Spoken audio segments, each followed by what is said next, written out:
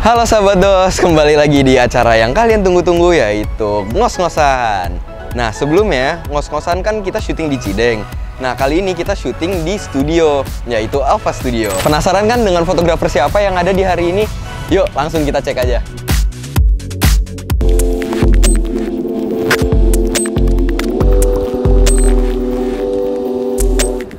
Nah jadi ini nih fotografernya. Halo Ko. Halo Darren. Nah boleh Ko, perkenalkan diri dulu Ko. Oke. Halo teman-teman, nama saya Charles Wijaya. Saya seorang Sony Alpha Guru. Genre saya adalah portrait. Jadi hari ini kita kan tadi udah ngeliat-liat nih, kita lagi di tempat yang berbeda nih kok dari sebelumnya. Biasa kan kita syuting di Cideng. Nah hari ini kita ada di dalam studio nih, di Alpha Studio. Nah ini Alpha Studio punya Koko kok? Punya saya kebetulan. Oh. Tapi enakan mana? Cideng apa sini? Sini jauh lebih PW. Nggak perlu naik tangga ya? Enggak, ada liftnya di sini. Nah kok, ini persiapannya semuanya udah di dalam studionya kok? Termasuk sama studionya? Maksudnya? Kayak lighting dan tripod yang kita lagi pakai. Jadi orang-orang yang mau nyewa studio di sini sudah dikomplitkan dengan lightingnya. Oh iya. Jadi buat orang fotografer kita punya flash. Kalau untuk orang-orang video kita juga punya lampu continuous banyak banget. Oh. Jadi semuanya support by Godox. Supported by Godox. Oke. Jadi semua Godox teman-teman kalau pengen cobain bisa di sini. Oh enak juga ya kok kalau misalnya di sini. Ya. Koko kan kalau misalnya punya studio jadi artinya Koko bisa juga jadi fotografer kan ya. Kan tadi Koko juga bilang tuh Sony Alpha Guru kan. Ya. Nah Koko asal usul mulai fotografi gimana sih kok? Jadi sebenarnya sepele kali ya. Semua orang tuh sepele. Jadi dulu mungkin gua awalnya adalah dari ketemu temen. Ketemu teman tiba-tiba dia kasih unjuk nih. Gua habis foto cewek nih, cantik nih. Ih, kok bisa? Saya bilang model katanya. Nah, kok lo bisa gitu, bisa foto gini-gini, bisa kenal cewek seperti itu. Saya juga pengen gitu awalnya sebagai laki-laki tuh awalnya cuma itu doang. Jadi awalnya gitu. Iya, jadi kalau kita foto kita bisa kenal sama model-model cantik itu. Iya. Jadi awalnya dari situ, tapi kan berkembang. Awalnya dari kita mau cari model yang cantik untuk kenalan, lalu pelan-pelan kita step up. Saya punya impian, model-model itu zaman dulu zamannya BBM, inget gak? Ada BBM. Kok PPPP cakep-cakep banget gitu. Gua mau foto gua masuk ke mereka gitu. Oke. Lalu gua berkembang, jadi gua mau foto gua dipakai sama semua model. Nah, terus habis itu ya saat itu ya lumayan lah ya banyak model pakai foto gue. Terus gue berkembang lagi nih, gue nggak mau cuma di situ. Gue mau foto gue di recognize lah sama teman-teman FG juga gitu loh. Terus gue juga pengen recognize diri gue di teman-teman FG. Ya gue berlomba dengan diri gue sendiri. Jadi gue sering ikut lomba nih. Gue pengen tahu nih kemampuan gue sampai mana nih. Oke, jadi dari situ nambah terus. Yes. Oke. Ya sampai sekarang ini jadi Sony Alpha Guru. Oke, kan tadi Koko mulainya dari mau foto-foto model dan foto-foto itu. Nah, akhirnya kan Koko baru menjerumus ke menjadi beauty photographer kan ya? Yes, dan betul. Portrait. Tapi kalau awalnya dulu sebenarnya saya tuh bukan orang, sebenarnya gue bukan model dulu sih awalnya. Oh, awalnya apa? Zamannya kuliah itu pengen beli kamera, temen gue beli kamera, ada yang namanya mata kuliah fotografi khusus ya, mata kuliah sampingannya tuh. Jadi gue pengen beli kamera, temen gue liat, wih kameranya fotonya bagus-bagus gitu, kayak kamera.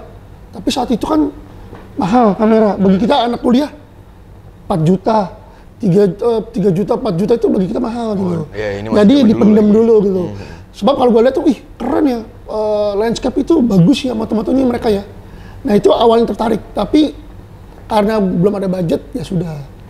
Terus pas mulai kerja ya gara-gara ketemu temen yang moto portrait, moto model, akhirnya ya saya kejerumusnya ke portrait gitu. Oh jadi sebelumnya pernah coba landscape juga kok? Setelah beli kamera ya akhirnya saya coba-coba kan, moto model, moto landscape. Sebenarnya gimana ya, ketika moto landscape tidak semudah foto model. Betul. Gitu loh. Kalau moto model kan kita diajak teman, model nih, ada model A nih, cakep gitu. Ayo kita foto. Normalnya itu kita tinggal pergi, saweran bagi rame-rame dan nggak terlalu mahal dan bisa kapan aja. Terus kalau landscape dulu saya berasanya begini, saya diajak sama grup landscape. Pertama saya moto bareng sama mereka, kok foto saya beda sama mereka hasilnya gitu. Ternyata oh iya supaya bagus fotonya mesti pakai namanya filter. Hah? Filter berapa duit? Ternyata mahal gitu. Terus ternyata kalau pergi kalau bagi orang landscape adalah lensa terbaik adalah tripod terbaik, gitu. Tripod yang bagus gitu. Saya baru beli tripod harga berapa ratus ribu ya zaman dulu ya, tahun 2010 tuh saya mulai foto. Disuruh ganti yang tahan air laut, jadi yang karbon gitu loh, yang karatan. Iya harganya juga lumayan mahal gitu loh. Jadi kaget loh, ternyata landscape mahal sekali loh saya bilang. Terus yang paling mahal bagi saya adalah dulu waktu. Kalau dulu kan masih kerja ya, kita masih kerja sama orang. Jadi ketika gua pernah nih pergi sama teman-teman ke Sawarna, saya bilang sama orang rumah, saya pergi nih ke Sawarna mau moto landscape. Saya kasih waktu 3 hari. Jumat kita pergi, Sabtu Minggu pulang. Ternyata sampai sana langitnya jelek, mendung terus hujan. Jadi kita extend. Wah itu saya bingung tuh. Itu mesti ngomong sama orang rumah, sorry nih, keadaan langitnya jelek, jadi gue extend gitu. Wah itu lumayan domel-domelin juga gitu. Jadi kan kita punya kerjaan lain, jadi agak-agak berat kalau moto landscape. Jadi akhirnya ya karena ketemu teman-temannya grupnya portrait model, ya akhirnya di sana. Gitu. Jadi bener sih memang kalau misalnya mau landscape itu membuang kayak harus udah ready waktu, ready gear, tripod yang bagus, lensa yang oke. Yes, betul banget. Nah terus kalau misalnya Koko tadi kan bilang kayak kamera pertama tuh 3-4 juta. Nah itu kamera pertama yang Koko beli apa? Tapi enggak, kan zaman dulu kamera 3-4 juta itu dulu agama cuma ada 2. Kalau di fotografi, agama C dan agama N gitu. Jadi cuma 2 itu doang. Dulu entry levelnya mereka paling murah seingat saya C itu sekitar 3 juta. Yang N itu sekitar 4 juta. Gitu loh. Jadi saat itu saya nggak beli. Jadi saya kuliah tahun kelar 2000-an lah saya. Akhirnya nggak bisa beli, baru kebelinya pas sudah kerja 2010. Saya mulai jadi fotografer. Jadi dulu sebenarnya kalau kayak gitu-gitu adalah tergantung komunitas lu stay di mana. Teman-teman lu pakainya apa? Nah, dari kamera yang pertama dimiliki, nah pindah ke Sony-nya itu gimana kok? Jadi perjalanan saya dari 2010 saya moto terus tuh sampai akhirnya di 2017 saya di offer Sony untuk masuk ke dalam timnya sebagai Alpha Guru. Di bulan Oktober saya ingat waktu itu. Jadi sebenarnya apa ya, dulu saya lewat jalurnya adalah komunitas. Jadi karena dulu kan saya dari 2011 sering jadi IO.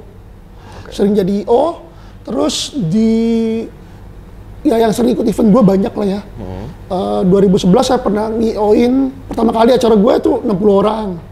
Lalu yang paling gede gue bisa 200 orang. Wow, 200? Banyak banget itu. Jadi ya gue kenal fotografer banyak lah. Entah kenapa di mereka itu jadi gimana ya? Ya bukannya sombong ya, maksudnya mereka sering nanya-nanya tuh, lu pakai kameranya apa sih? Kok hasil lu begini. Nah lumayan banyak followers lah intinya gitu loh. Jadi mulailah ngajar-ngajar saat itu gitu. Sampai akhirnya dipanggil Sony 2017. Oke, jadi asal-usulnya dimulai dari komunitas ya? Betul. Jadi kalau misalnya untuk rekan-rekan yang ada di luar situ, masuk komunitas oke atau enggak sih kok? Kalau menurut gua keharusan lah ya. Zaman sekarang keharusan. Karena ketika lu jago sendiri, ya menurut gua ya nggak ada artinya. Ilmu lu bakal sampai satu saat lu bakal stuck gitu. Tapi ketika lu berkomunitas, lu ketemu orang banyak, ilmu lu nambah setiap hari. Jadi ketika lu tahu A, si B taunya C gitu tentangnya gitu loh. Si A taunya satu hal, si B taunya 2 hal. Kita tuker-tukeran tuh. Gitu loh, tuker-tukeran, jadi ilmu kita terus tambah. Betul. Saya salah satu fotografer yang autodidak. Gitu loh, saya salah satu fotografer yang autodidak. Jadi gue tidak ada pendidikan khusus. Dulu memang beli kamera dapat les gratis ya. Tapi ya cuma les gitu doang. Itu pun Kalau anak sekolah, gue tuh anak bandel kali ya. Duduknya paling belakang. Itu orang ngomong apa juga gue nggak dengerin gitu. Ketika ditanya F itu bukannya gede, angkanya kecil, gue lagi bingung. Kenapa bisa begitu terbalik? Bego banget kan bikin gitu. Nah itu awal-awalnya gue nggak ngerti gitu. Ketika gue moto langsung di lapangan, terus-terusan, akhirnya mengerti sendiri. Iya, kenapa kayak kalau misalnya F-nya lebih gede, kenapa Betul. bukannya lebih oke, iya. Yes, gitu. Jadi belajarnya dari sana. Oke. Jadi kalau misalnya saran untuk fotografer yang memang nggak fokus ke jurusan fotografi atau apapun, itu sarannya kalau misalnya dibilang untuk keluar dan explore sendiri, itu oke atau enggak kok? Kalau menurut gua oke banget ya. Jadi belajar itu kan bisa dari mana aja. Jadi sometimes kalau lu yang terpaku sama satu hal, ya gue bilang nggak bisa berkembang. Justru lu mesti buka mata lu ngelihat segala macam. Tanpa disadari gini loh. Dulu ketika gue moto landscape jelek gitu misalnya gitu ya. Terus gue belajar potret, belajar kan, karena kita belajar otomatis naik gitu. Akhirnya mengerti juga namanya komposisi, segala macam, exposure yang bagus gimana. Akhirnya ketika gue coba lagi moto landscape, suatu saat gitu waktu itu, di 2015-2016, ternyata kemampuan gue naik di landscape juga gitu, gue lihat. Daripada dulu gue ngeliat foto landscape gue gitu. Dulu mah cuma asal foto gitu. Lama-kelamaan, ketika lu ngerti juga portrait, oh, kalau ngambil komposisi itu bagusnya begini juga gitu loh. Jadi ilmu itu bakal nambah sendiri. Oke, jadi juga nggak cuman terpaku ke dalam satu hal ya? Betul. Kalau misalnya kita memang udah ngerti basicnya fotografi, dimanapun kalau misalnya kita bercoba atau latihan sendiri, itu juga kita pasti akan meningkatkan potensi kita ya? Betul banget. Oke, kok kalau misalnya untuk beauty fotografi, itu kok biasa seringnya di dalam atau di luar studio kok? Kalau gua sih pencinta segala ya. Oke. Jadi awalnya gue sih demennya sebenarnya lebih outdoor, lebih tantangan bagi gue. Terus tapi ketika gue punya studio, akhirnya gue mau nggak mau nih sering moto di studio. Nah karena sering moto di studio, jadi kan, nah ini gue beda sama orang misalnya studio cuman pakai background doang. Jadi gue demennya dibikin walaupun moto portrait, tapi tetap ada temanya. Ada konsepnya ya? Betul. Jadi itu yang membuat gue tetap apa ya ngomongnya, jiwa gue tetap segar terus nih.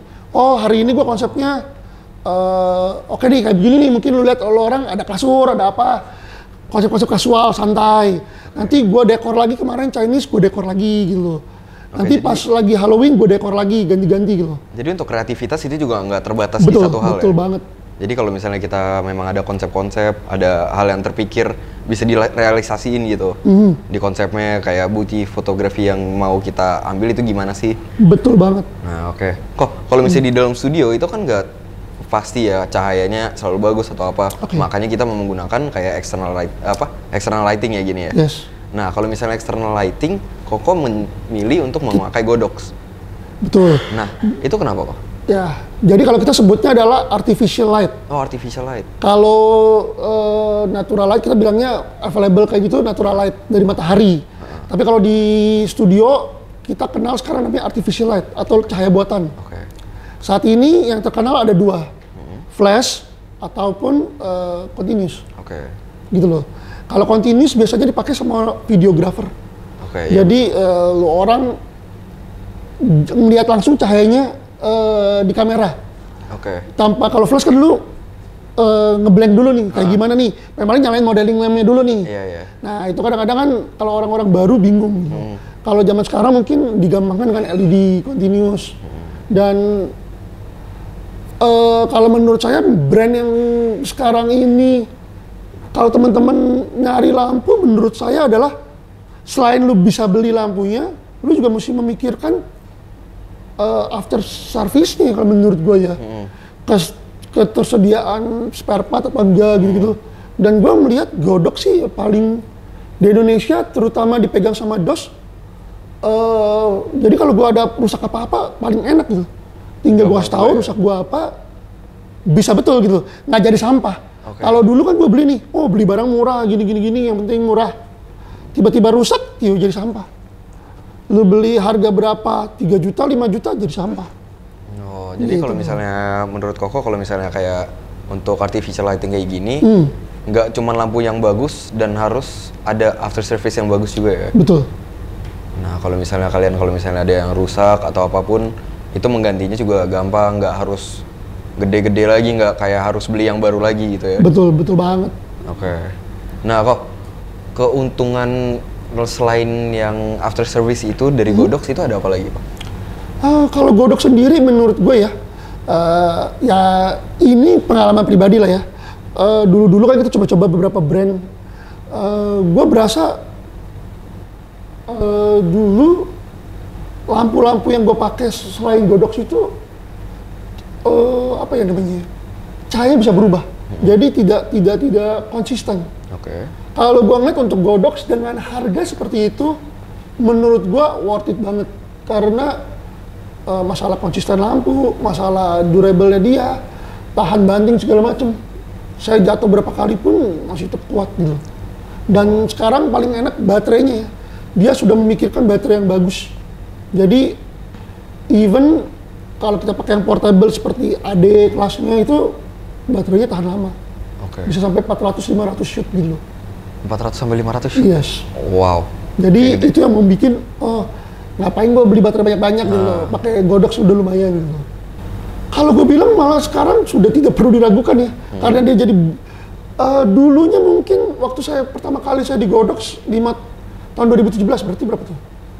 Udah sekitar 4-5 tahun ya? Ya 4-5 tahun mungkin Godox masih brand baru. Tapi kesini Godox makin berkembang dan makin bikinannya makin bagus sih menurut gua. Bahkan dia sudah mengeluarkan banyak tipe-tipe lampu untuk semua kebutuhan sama tipe-tipe modifier yang sesuai kebutuhan. Oke. Nah, tipe-tipe lampu. Nah, kalau misalnya ngomongin tipe-tipe lampu kan Godox ada banyak ya serinya. Nah, biasa yang Godox Koko sering pakai apa tuh, Kok? Kalau di studio gua pakai yang namanya VL300 untuk continuousnya. Gua punya 2. Gua punya lagi SL200. Gue punya 2, gue punya lagi RGB yang bisa warna-warni tuh. Z150R gue punya 2. Terus gue punya apa lagi kalau untuk continuous, gue punya ini.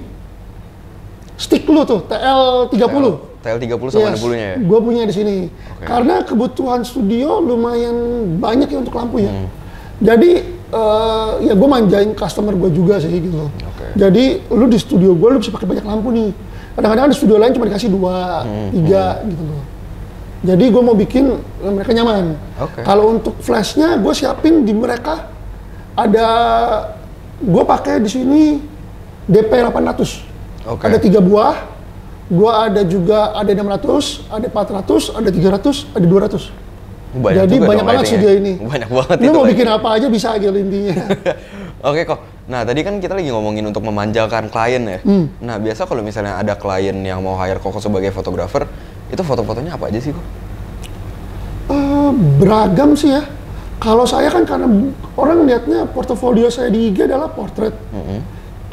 Jadi biasanya yang saya foto berhubungan dengan portrait sih gitu. Oke. Either itu, jadi nggak ada aja sih yang moto saya produk gitu. Oke. Tapi lebih banyak produk dengan model gitu loh. Oke. Jadi memang mereka sesuai dengan bidang saya gitu. Oke. Jadi kacamata ada modelnya. Walaupun saya foto kacamatanya juga produknya. Fokusnya di kacamatanya gitu. ya. Oke. Softline ada modelnya gitu loh. Oke, kok. Nah, sekarang kan kalau misalnya kita lagi ngomongin perkembangan ya. Kan tadi juga dibilang kayak dulu harga kamera sekian, sampai sekarang harganya juga udah sampai belasan maupun ratusan juta nih kok. Iya. Nah, pasti ada orang yang berpikir kayak, kalau misalnya aku invest sampai puluhan sampai ratusan, memastikan nggak sih gue jadi fotografer? Kalau dibilang dipastikan, susah ngomong ya. Jadi kalau menurut gue itu di dalam diri lu orang masing-masing sih. Ketika lu sudah berani invest sebesar itu, berarti lu sudah serius nih di bidang itu. Gitu loh. Ya tergantung keseriusan lu. Ketika lu serius, ya menurut gua lu mesti tunjukin keseriusan lu gitu. Nggak habis lu beli, biasanya nih kebiasaan teman-teman gua nih ya. Habis beli, akhirnya ya mereka cuma taruh di dry box doang. Gitu doang. Nah, kalau menurut gua ya ketika lu sudah beli mahal-mahal, gunakan. Latihan terus. Ya itu tadi saya bilang gua otodidak. Ketika gua otodidak, gua pun bisa kayak begini, Dulu mungkin kalau 2010 sampai 2012, 2013, itu mungkin gue foto seminggu 5 kali loh. Wah, seminggu, wow. Karena foto model gampang dan temen gue banyak gitu, dan waktu gue lumayan luang. Oke. Dulunya gue seorang arsitek kontraktor gitu, gue design and build, jadi waktu gue lumayan senggang. Gue bisa kerjain gambar itu malam, gitu loh. Kalau pagi gue datang cuma cek-cek lapangan, habis itu gue santai lagi. Jadi waktu gue lumayan banyak dulu. Oh, jadi memang masih ada waktu untuk explore sendiri ya, mencoba-coba sendiri gitu. Kalau misalnya sekarang kita lagi ngomongin portrait kan ya tadi. Nah, Koko kan fotografer portrait. Dan Koko juga suka membuat konsep nih. Ya. Nah, penting nggak sih kayak konsep dan model yang kita mau angkat itu berkaitan atau enggak kok? Kalau gue bilang itu sangat berkaitan dan harus. Oke. Jadi gini, gue pernah waktu itu diundang sama salah satu komunitas temen gue. Dia ketuanya, dia undang gue, dia moto bareng. Konsepnya keren, jadi gue diundang, mau juga nih konsep ini, yaitu kickboxing, tapi di dalam arena, gitu loh. Jadi di dalam ada tempat sekolahnya, kan apa sih namanya? Kayak sekolah di mana? Gitu? Bukan sekolah apa namanya? Kalau tempat kickboxing, gymnya apa? Gym. Ya, Oke, di gymnya. Kan ada alatnya komplit gitu. Jadi ya tertarik tuh. Tapi begitu pas dateng, saya ngeliat modelnya, oh modelnya juga cakep nih, oke, berarti gitu. Tapi begitu kita mulai foto, ternyata model ini mungkin ya bukan model pertama. Terus ketika disuruh fotonya, ya lo tahu dong kalau kickboxing itu kan butuhnya yang fierce, butuhnya yang tatapannya tajam. Ya modelnya cuman senyum. Akhirnya kalau menurut gue tidak sesuai dengan konsep gitu. Kamu memilih model bener yang cantik. Misalnya emang kalau saya mau foto wanita cantik. Tapi lu model ini tidak bisa membawakan konsep yang lu mau. Seharusnya jangan dipaksakan, misalnya gitu loh. Jadi hal-hal seperti itu menurut gua memang sepele tapi tetap mesti diperhatikan. Jadi kalau misalnya kita lagi mau foto kasih yang kayak Natal-Natalan gitu, dan modelnya memang udah model yang cantik. Nah, untuk attire-nya itu memang harus menyocokkan dengan background, atau kalau misalnya bebas di kita gitu, mau foto apa dengan attire apa aja atau gimana? Kalau gua sih gini, ketika lu cuma moto model terus ada konsepnya Natal, terus lu taruh di background doang, semua orang bisa melakukan itu. Gitu loh. Tapi ketika lu membuat suatu suasana yang berbeda, lu mendekor sendiri nih, misalnya kalau gue di studio, gue mendekor sendiri Natal gue nih. Temanya seperti ini, ada perapian, ada ornamen-ornamen Natal. Nah itu nggak ada di tempat lain. Itu bakal menjadikan nilai plus pada foto lu yang orang lain nggak punya. Gitu doang. Kalau menurut gue ya, jadi ya kalau bisa lu foto, oke lah, lu nggak punya studio, mungkin lu bisa moto di kafe-kafe yang ada, tapi biasanya kafe juga semua orang moto, gitu doang. Tapi seenggaknya ada effortnya sedikit lah. Lu memberikan suasana yang berbeda, ditambahin nggak cuma model, belakangnya background. Gitu. Nah, jadi kan tadi kita udah bahas kayak model-model yang cantik nih kok. Ada nggak sih orang-orang yang jealous sama Koko? Wah, nih orang fotonya model mesti jealous modern. Kalau modern modelnya banyak katanya, gue denger. Itu omongan di luar. Nah, kayak, wah nih orang fotonya foto model mulu. Kapan sih nih gue bisa kayak gini? Ada nggak sih orang yang pernah kayak speak up ke Koko bilang, gue nggak suka nih lu fotonya model mulu nih. Apalagi model-modelnya cakep. Gue kapan gitu? Ada nggak kok? Kalau dibilang kayak gitu dari zaman dulu sudah banyak. Udah banyak? Banyak banget, sudah nggak kehitung kali ya. Astaga. Jadi ya entah mereka ya nggak tahu ya iri atau ya mereka mau jadi seperti itu gitu loh. Ya saya bilang ya namanya gimana ya? Kalau gua jadi gini, dulu pernah ada teman saya fotografer lebih senior daripada gue. Dia lebih foto model lebih lama daripada gue. Tapi gini, waktu dia moto, dia pernah ngomong nih sama gue, ngungkapin, jadi lu mah enak loh, moto kapan aja bisa, terus foto modelnya gratis, cakep-cakep gratis lagi gitu ya. Gue sih senyum doang gitu. Gue dong lu ajakin gini. Awalnya kan gue cuma anggap itu adalah obrolan biasa. Jadi nggak terlalu dipusingin. Ya udah gitu, senyumin aja, ya mau gimana om, gitu doang. Tapi ketika dia sering ngomong lagi, akhirnya saya speak up. Saya ngomong juga ke dia, gini om, Saya bilang, saya dengar juga kan kalau Om ngomong nih ke saya nih, misalnya dia cerita nih, habis dia moto model, terus modelnya minta fotonya, filenya ke dia, terus dia marah. Loh. Marah itu kalau zaman fotografer dulu lumayan unik-unik. Jadi marah itu, gue sudah bayar lu. Oke. Gue sudah bayar lu, kenapa gue mesti ngasih foto ke lu?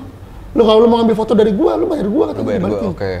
Nah, pemikiran seperti itu yang menurut saya menjadikan diri lu tuh gimana ya?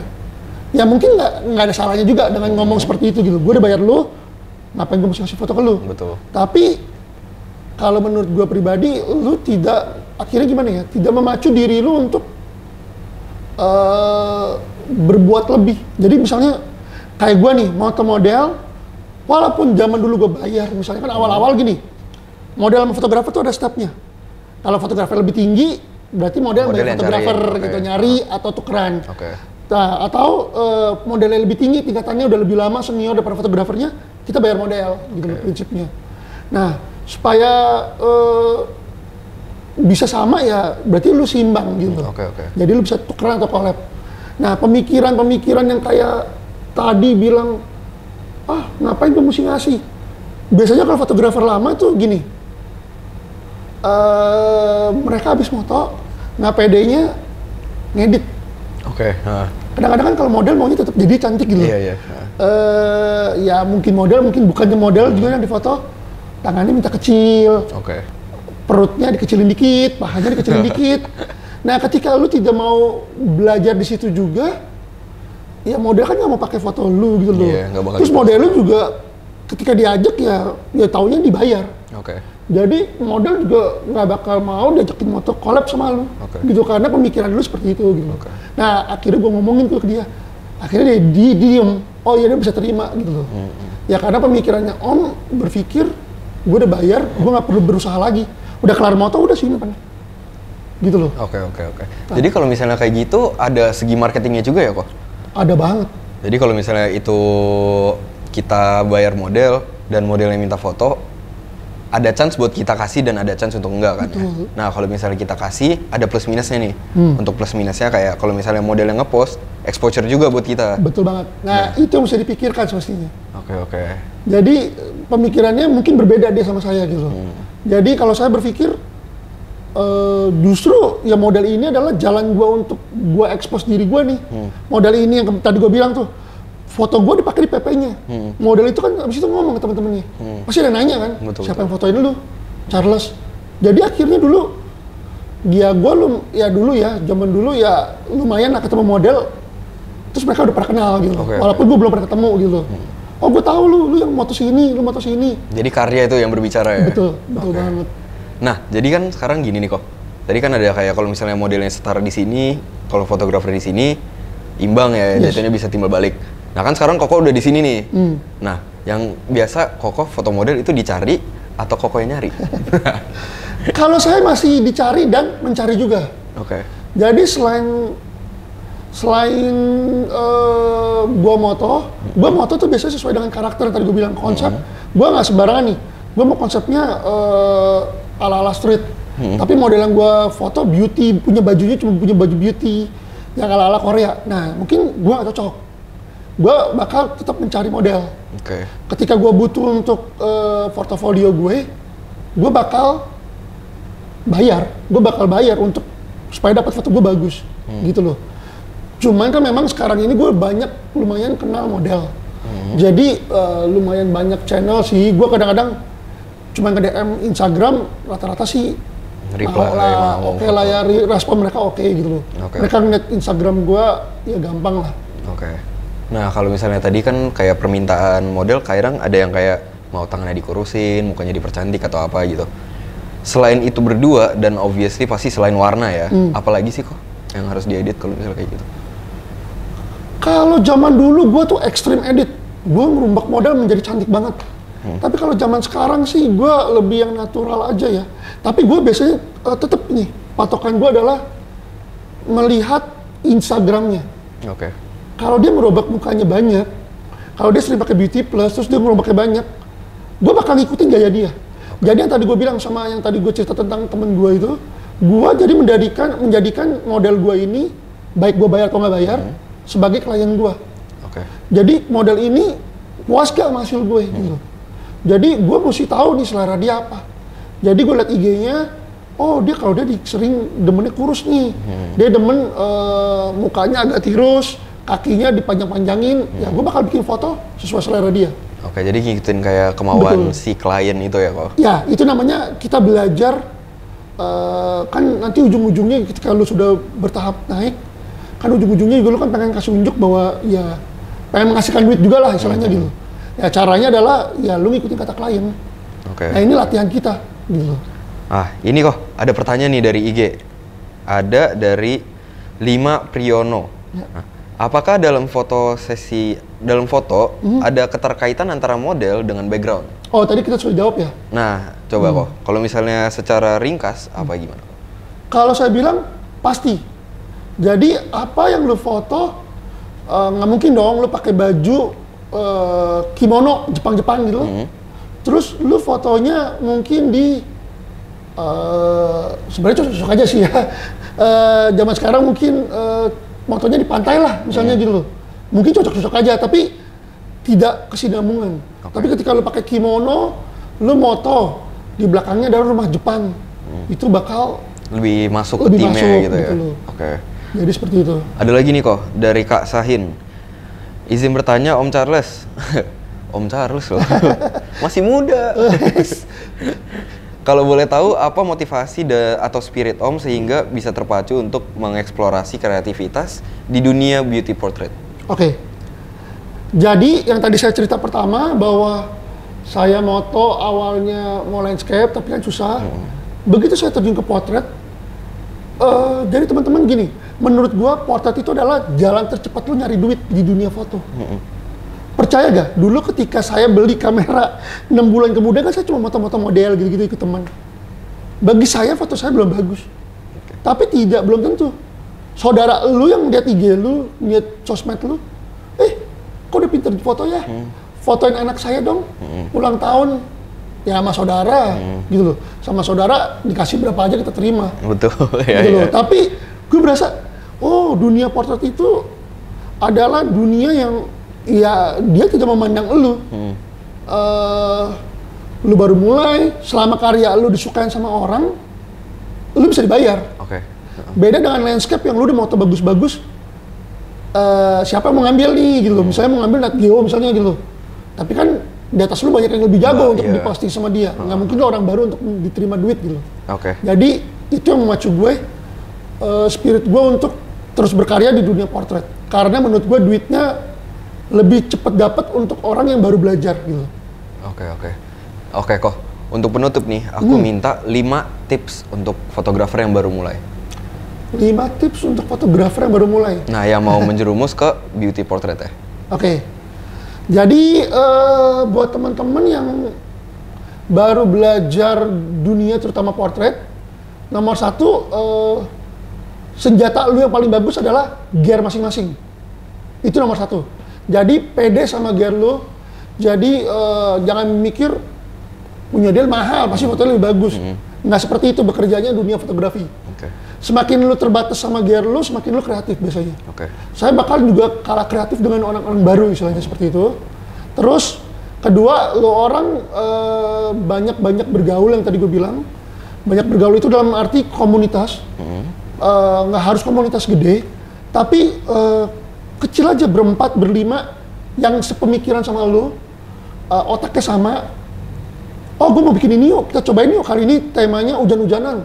Gimana caranya supaya nangkep hujannya ditangkap gitu, kelihatan. Nah, bentuk tim bikin supaya konsepnya terrealisasi. Ya seperti itu, lu cari temen lah. Terus ketiga sih kalau menurut gue apa ya? Buka mata, nggak boleh cuma fokus satu genre. Lu mesti cobain semua genre. Sehingga genre-genre lain bakal melengkapi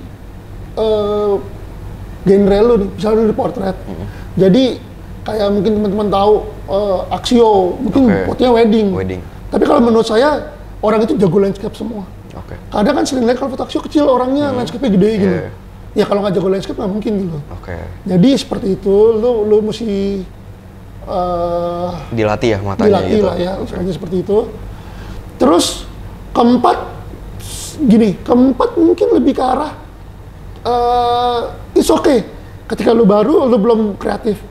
Nyontek adalah hal yang paling lumrah menurut gua. Wajar ya? Wajar banget. Wajar. Pertama kali lu baru belajar, lu nyontek itu adalah sesuatu hal yang lumrah, ikutin. At least zaman sekarang tuh gampang, ada namanya Pinterest. Iya. At least lu sudah sama 70% sama yang lu mau. Lu coba terus sampai lu sempurna. Oke. Nanti kita coba lagi yang lain gitu. Itu bakal nambah skill lu cepet gitu. Lu Pinterest ada foto kayak begini nih. Kok bisa terang gelap atau ada warna-warni, gimana cara bikin fotonya. Nah, lu orang explore sama tim-tim komunitas lu tadi. Kalau kelima, sudah pasti ini. Kalau yang sering gue bilang, sering moto aja. Everyday, kalau bisa everyday moto setiap hari. Apapun, lu foto. Tapi kalau emang lu demenin model, ya at least kalau menurut gue, lu orang nggak harus foto model kan. Maksudnya lu bisa berlatih lewat anak lu, istri lu, pacar lu, temen lu. Jadi yang gampang-gampang dulu, nggak harus mikirnya, wih modelnya cakep. Nggak harus gitu. Ya udah, thank you banget Niko. Sama-sama, thank you. Banyak banget yang bisa dipelajari dari obrolan hari ini. Thank you juga, gue bahkan kaget ternyata kita shootnya di studio gue gitu. Thank you lo udah repot-repot datang sini. Enggak lah, nggak repot kok. Nah, jadi untuk sahabat DOS, semoga apapun yang kita obroli hari ini bisa diambil oleh sahabat DOS, dan semoga di hari-hari ke depan sahabat DOS semua bisa berkembang di dunia fotografi. Dan kalau misalnya kalian memang fans sama Coach Charles, kalian bisa langsung chat ke Coach Charles di DM-nya, mau di email, di WhatsApp, di telepon, di apa aja kok nih. Siap. Kalau teman-teman mau lihat IG saya ada di Charles_Splash. Kalau teman-teman pengen coba-coba studio saya, boleh aja, letaknya ada di PIK Pantai Indah Kapuk, namanya Alpha One, nama IG-nya Alpha1_studio, teman-teman cari.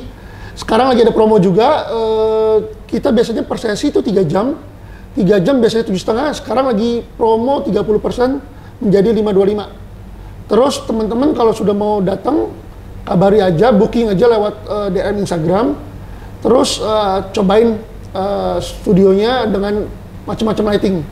Kalau pas kebetulan saya senggang, teman-teman mau undang juga, kita bisa belajar bareng. Siap. Thank you banget Thank you Darren. Salam, sampai jumpa lagi sahabat DOS, dan jangan lupa tulis di komentar fotografer atau siapapun yang kalian mau lihat di ngos-ngosan selanjutnya. Oke, siap. Bye-bye.